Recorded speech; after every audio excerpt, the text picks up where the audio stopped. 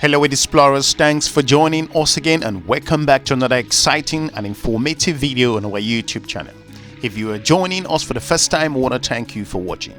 In this video today, I'm going to show you a classic example with regards to the leadership challenges that the continent of Africa is facing. In this video, we are looking specifically with regards to Equatorial Guinea. Equatorial Guinea is an amazing country, no doubt. However, the rate of unemployment in Equatorial Guinea is over 9.something%. And as you know, it's been recently announced that the president Teodoro Obiang, who has ruled Equatorial Guinea with an iron fist for more than 43 years, will seek a sixth term in November this year. According to the vice president's announcement, Obiang, who is over 80 years old, is the longest ruling head of states in the world, excluding monarchs, but it was uncertain if he would stand again or whether his son will rule the country. Now, this is the problem that we have in the continent of Africa. Now, Africa cannot blame all of its problems with regards to development and leadership to Western countries. If you look at Equatorial Guinea, looking at the struggles, of course, Equatorial Guinea does have huge quantity of work under its feet. It is a challenge. Let's watch this clip to see what's happening in Equatorial Guinea. Equatorial Guinea's president, Teodoro Obiang, who's ruled the country for 43 years, has said he'll be standing again in November's elections. His son and vice president, Teodoro Obiang, made the announcement on Twitter on Friday, saying it was because of his charisma, his leadership, and his political experience. Obiang's Democratic Party of Equatorial Guinea holds 99 of the 100 seats in the outgoing lower house of parliament and all 70 of the Senate seats.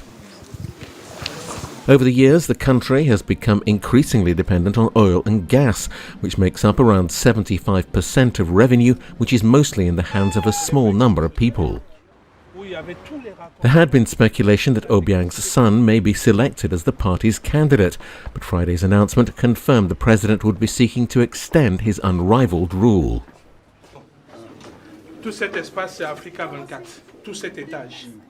The big question that many are asking here is, after 43 years, does it mean there is no one in Equatorial Guinea who can take the country to the next stage of the future, who can harness the potentials of the Equatorial Guinean people and drive the country to the next stage? Such activities give a sense of insecurity with regards to the country administration in terms of development. It means that there hasn't been a clear preparation and transition, which is relevant and important for a more competitive world today to lead Equatorial Guinea to this modern age. With such activities, I agree with Mo Ibrahim, who actually said this. Please allow me to be frank and with respect to many wonderful people around this room here. I'm going to speak in general terms, so nobody please take personal offense. Let us start by looking at the age issue. You politely put it and said, I like to see a critical mass. You see, I've been president for a long time. That's why I'm always careful with your words. Now, this continent is continent of young people. Half of our people here are below 20 years old. Yes?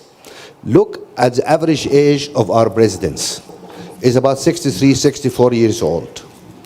We're the only continent in the world where we have presidents at 90 years old starting new terms. I mean, you guys are crazy or what?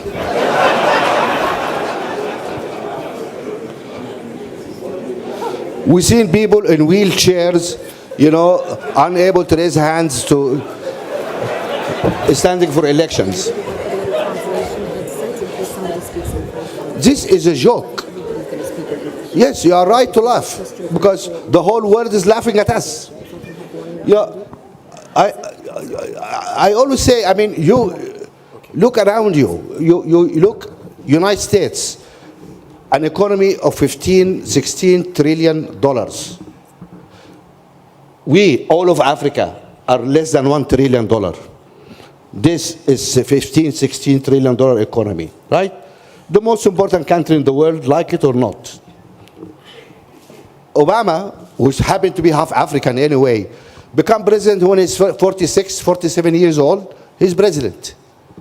If Obama was in Kenya, what he will be doing now? He will be driving a bus maybe. Yeah? You look, really, and he's not the youngest president. Clinton was younger than him. Clinton became president at 46 years old. Kennedy was 40 years old, 40 something years old when he became president. Why these big countries, much bigger than us, entrust their economies, their nuclear weapons, their oil resources to people who are in their 40s? And we only pick up people at 90 years old to lead us. To lead us where? To the grave?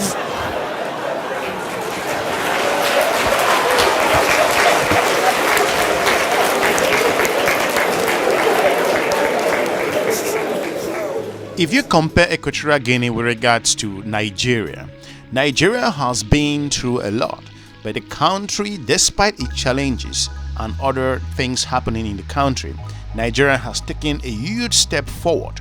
In the words of the Nigerian president at the United Nations, who've made it pretty clear that Nigeria is going to move through a smooth transition, and I applaud the Nigerian administration. And he never missed his words when he said the best legacy he's going to leave is to put in a clear transition in place. And everyone listened to that, which he received a huge applause in the United Nations. We believe in the sanctity of constitutional term limits, and we have steadfastly adhered to it in Nigeria.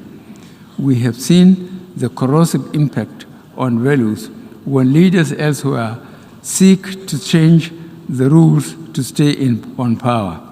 Indeed, we now are preparing for general elections in Nigeria next February.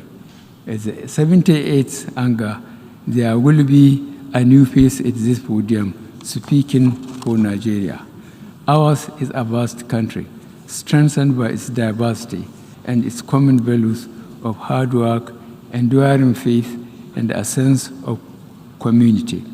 We have invested heavily to strengthen our framework for free and fair elections. Ruling a country for too long makes the president or the officials become less in touch with realities. There are a number of challenges that are happening globally, and also most presidents around the world needs to be in touch with regards to the commitment and also the projects and developmental issues that should be happening in the region and in their country in specific.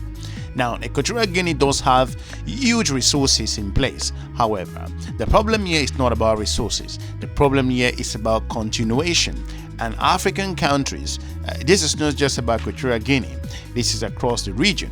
And also this is really common with regards to how African nations cannot always blame their leadership challenges and issues to Western countries.